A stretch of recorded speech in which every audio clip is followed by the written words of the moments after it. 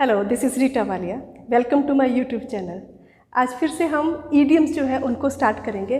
आज के ईडियम्स जो है फिर से उनको हम सीखेंगे हिंदी के साथ, उसको रिलेट करके वो किस तरह से एक पर्सन की ये पर्सनैलिटी को डिस्क्राइब करते हैं। क्लियर? जितने भी ईडियम्स हम कवर कर रहे हैं, वोकैबुलरी कवर कर रहे हैं या प्रोवर्ब्स कवर कर रहे हैं, ये सारे आपके कॉम्पिटिटिव एग्जाम्स में पूछे जाने वाले हैं। तो अगर अभी तक भी आपने इस चैनल को सब्सक्राइब नहीं किया है तो इसको अभी ही सब्सक्राइब करें और हिट द बेल आइकन, ताकि आपको आने वाले जितने भी वीडियोस हैं आगे की, उनकी नोटिफिकेशन सबसे पहले आप तक पहुँचे। तो चलिए स्टार्ट करते हैं। जो आज का जो फर्स्ट ईडियम जो हमारे पास है, ईडियम्स हमारे पास मुहावरे जो है, फर्स्ट है बैड एग और बैड हैट। इसमें बैड एग भी आ सकते हैं या फिर बैड हैट भी पूछा जा सकता है। ठीक है, ये दोनों वे में ही पूछा जा सकता है आपको, बैड एग और बैड हैट। सबसे पहले मीनिंग देखते हैं। बैड, बैड का मीनिंग क्या है? बुरा पता है। एग हमें पता है। फिर से बैड का मीनिंग हमें यहाँ पे क्लियर है और हैट क्लियर है। तो इसका मतलब ये हुआ कि कोई चीज़ मीन कि जिस पे हम ट्रस्ट ना कर सकें, कुछ ऐसा कुछ होगा। तो एक अगर इसको हम किसी पर्सन से रिलेट करते हैं तो इसका मीनिंग क्या निकल के सामने आता है कि a person who can not be trusted, कि एक ऐसा पर्सन जिस पे हम ट्रस्ट ना कर सकें। Clear? A person who can not be trusted. ठीक है, जिस पे हम ट्रस्ट नहीं कर सकें, जिस पे ट्रस्ट ना किया जा सके वो। नेक्स्ट हमारे पास है बेड ऑफ रोजेस। बेड हमें पता है, रोजेस भी हमें पता है कि एक ऐसा बेड जो मीन की रोजेस से भरा हो। दैट मीन्स कि अगर इसको लाइफ से हम कंपेयर करते हैं, लाइफ से रिलेट करते हैं इसको, इसका मीनिंग क्या हो कि कंफर्टेबल लाइफ, बहुत ही ज़्यादा आरामदायक लाइफ होगी, बहुत ही ज़्यादा एक लग्जूरियस लाइफ जो कहते हैं वो। तो किसी की मीन के हम कह सकते हैं कि life is not a bed of roses, कि जो ज़िंदगी है वो बेड ऑफ रोजेस नहीं है, इसमें बहुत से अप्स एंड डाउन्स आते रहते हैं। तो अ बेड ऑफ रोजेस का मीनिंग क्या होगा? अ कंफर्टेबल और लग्जूरियस पोजीशन या फिर लाइफ। अ कंफर्टेबल, ठीक है, या फिर और लग्जूरियस पोजीशन या फिर life. Comfortable life, luxurious life, या कंफर्टेबल पोजीशन या luxurious position. Clear? Okay, next हमारे पास है ब्रेक द आइस। आइस हमें पता है बर्फ ब्रेक होता है, किस चीज़ को ब्रेक कर देना।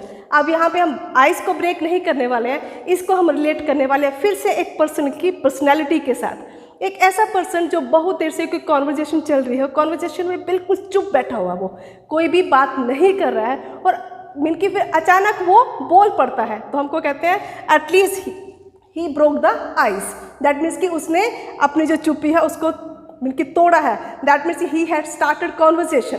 तो इसको हम क्या लेंगे? To start a conversation with an unfamiliar person. To start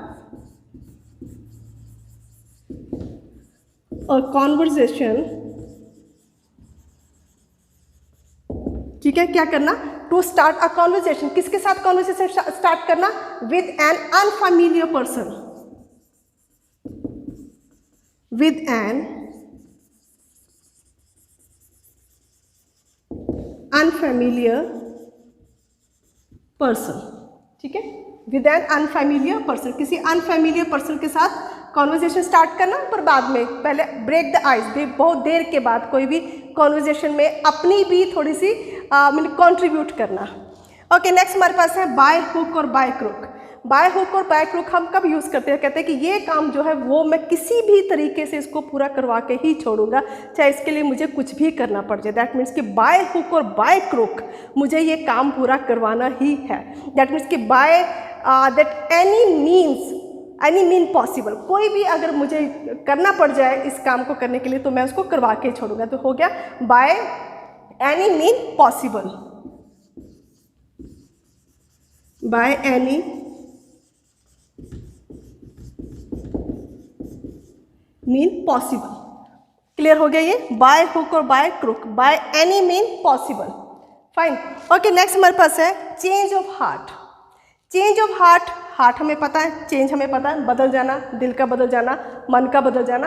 ये किस समय इसको बोल सकते हैं, किस तरह से इसको पर्सन के साथ हम रिलेट कर सकते हैं? इसको हम दे सकते हैं कि अगर सपोज किसी ने कोई आपसे प्रॉमिस किया हो और वो एकदम से उसका मीन कि उसने अपने हार्ट चेंज कर दिया हो, अपना मीन की मूड चेंज कर दिया हो, तो भी हम इसमें ले सकते हैं कि a sudden change of ones position या फिर sudden change of once opinion about something.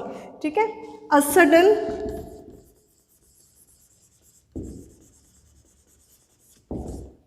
Change of once opinion, यहाँ पे हम ओपिनियन ही लेंगे। ठीक है, a sudden change of once opinion किसके लिए? अबाउट समथिंग, किसी चीज के बारे में।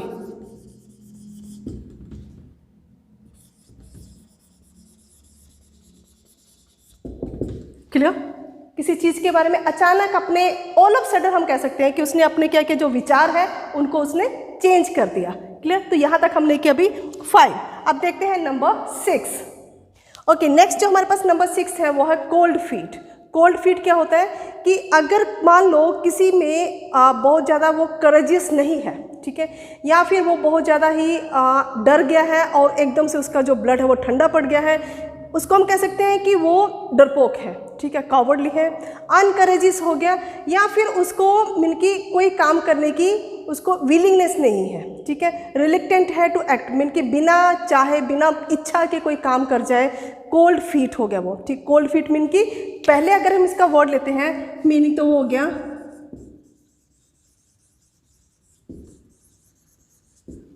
ठीक है, एक तो हमने ले लिया अनकरेजियस।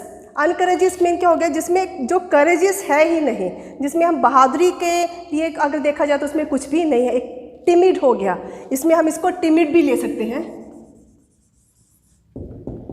क्लियर? लाइफलेस हो गया, टिमिड हो गया, या फिर इसमें है कॉवर्डली। क्लियर? इसका एक और मीनिंग हम देखते हैं, रिलेक्टेंट टू एक्ट, कोई भी काम करने की जैसे इच्छा का ही नहीं होना। ठीक है, रिलेक्टेंट टू एक्ट। रिलेक्टेंट क्या होता है कि मीन की कोई मन से काम ना किया जाए, उसको हम कहते हैं रिलेक्टेंट। क्लियर? ओके, नेक्स्ट जो ईडियम हमारे पास है वो है डबल एज सोर्ड। डबल हमें पता है, एज क्या होते हैं? किनारे। ठीक है, अगर ये हमारे पास सोर्ड है तो इसका ये भी किनारा हो और इसका ये भी किनारा हो। ठीक है, अदरवाइज एक साइड क्या होता है, अगर उसके दोनों ही किनारे हमारे पास है तो वो क्या हो गया? डबल एज क्या हो गया? वो सोर्ड हो गया। तो उसका मीनिंग, इसका अगर हम मीनिंग देखें तो इसका मीनिंग क्या होता है कि something that can be useful as well as harmful. कोई चीज़ जो है हमारे लिए यूजफुल भी है बट उसके साथ साथ वो हार्मफुल भी है। तो उसका क्या हो गया? Something that can be useful. ठीक है, something that can be useful as well as harmful.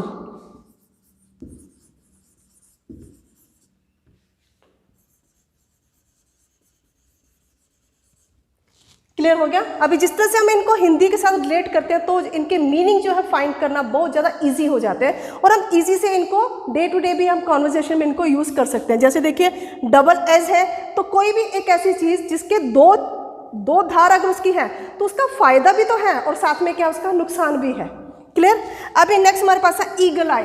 Eagle आई क्या होता है? जो बहुत ज़्यादा चौकन्ना होता है या मीन कि हर चीज़ को बहुत ही नाप तोल के देखता है।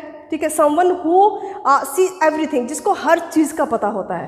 तो ये क्या ईगल आई? ईगल का आपका पता ही है कि वो दूर से भी अपना जो शिकार है वो नीचे देख लेती है। तो क्या इसका अगर हम मीनिंग ले तो क्या है? Someone who see everything.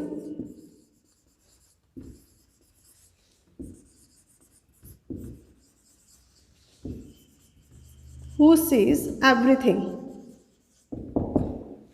Observant. ठीक है, ऑब्जर्वेंट, यहाँ पे हम इसको ले सकते हैं ऑब्जर्वेंट भी हो गया, जो बहुत ही मीन कि हर चीज़ को बहुत ही ऑब्जर्व करके देखता है हर चीज़ को, और हर चीज़ को उसको पता होता है, हर चीज़ को वो देखता है। तो ये क्या होगा? ईगल आई। क्लियर? जिसको दूर से भी वो उसको हर बात की नॉलेज होती है। नेक्स्ट हमारे पास है 15 मिनट्स ऑफ फेम। फेम हमें क्या पता ही है, यहाँ पे क्या पॉपुलैरिटी हो गया 15 मिनट्स। 15 मिनट्स की पॉपुलैरिटी यहाँ पे क्या रिलेट करती है? 15 मिनट्स मीन की कोई भी एक ऐसी पॉपुलैरिटी जो मिनकी जो कोई भी इंसान अगर वो फेमस हो जाता है या वो पॉपुलर हो जाता है, but for short span of time, कुछ टाइम के लिए ही वो पॉपुलर होता है और बाद में क्या होता है, then to be forgotten. 50 minutes की उसको फेम मिली और उसके बाद चाहे वो 50 मिनट्स, हम यहाँ पे ये नहीं कि वो सिर्फ 50 मिनट्स में काउंट करके होगा, इसमें हम ले सकते हैं कि वो शायद हो सकता है कि 1 मंथ, उसके बाद वो भूला जाए, ठीक है। 2 मंथ्स के बाद उसको चाहे दुनिया उसको याद ना करे और 2 मंथ्स या 1 मंथ तक ही उसको बहुत ज़्यादा ही याद किया जाए। तो इसको क्या है, टू बी वेरी पॉपुलर और famous, to be very popular, ठीक है, और फेमस। बहुत ज़्यादा पॉपुलर होना, फेमस होना, बट इसमें क्या आगे, कब के लिए, अब 50 मिनट्स यहाँ पे दिया हुआ है। 50 मिनट्स क्या है, short span of time, for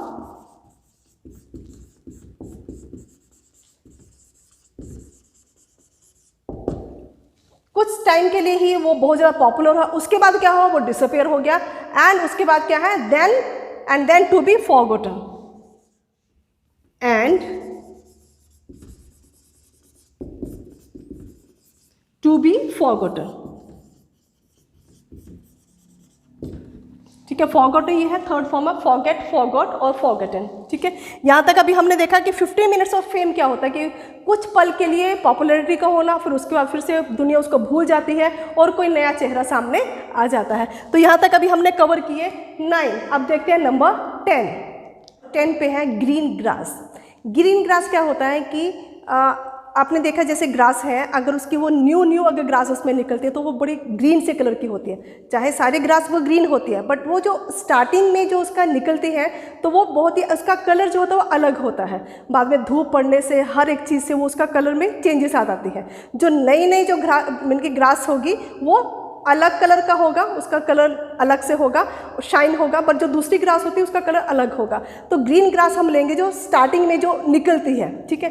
तो यहाँ पे इसको अगर हम किसी पर्सन से रिलेट करें तो हम किस तरह से रिलेट करते हैं, ग्रीन ग्रास मिलके अभी तक उसके ऊपर धूप नहीं पड़ी है, अभी तक उसके मिलके एक्सपीरियंसेस लाइफ के उसके नहीं हुए हैं। तो एक ऐसा पर्सन जो अभी तक भी मिलके उसको कोई ट्रेनिंग उसकी नहीं हुई है, अनट्रेन्ड है, तो यूजुअली हम इसको किसके लिए कह सकते हैं, young people in a new job. मान लो कोई नया कोई जॉब में गया है तो उसको अभी तक कोई भी नॉलेज नहीं है, तो हम कह सकते हैं he is a green grass. He is a green grass means कि ये बिल्कुल अनट्रेन्ड है या ये बिल्कुल न्यू है। तो इसमें हम ले सकते हैं ये अनट्रेन्ड, ठीक है,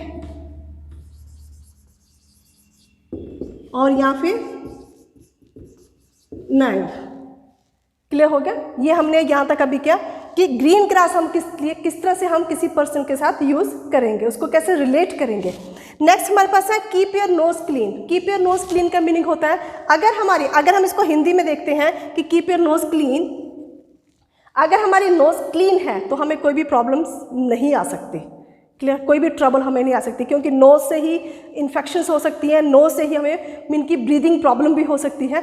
बट यहाँ पे हम ब्रीदिंग प्रॉब्लम को नहीं लेके जाएंगे। यहाँ पे हम क्या लेंगे कि कोई भी प्रॉब्लम से अपने आप को बाहर रखना, कोई भी ट्रबल से अपने आप को बाहर रखना। दैट मीन्स कि स्टे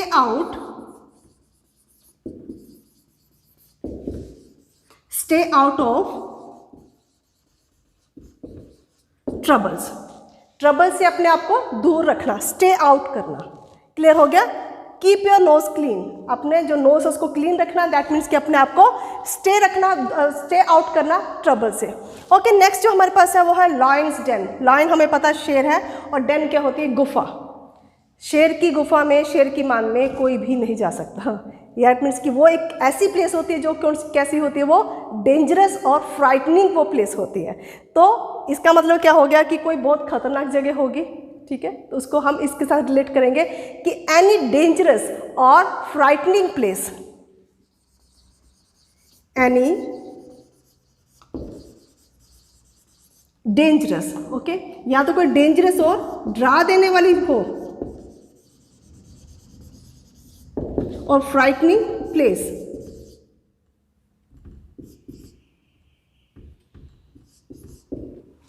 क्लियर हो गया।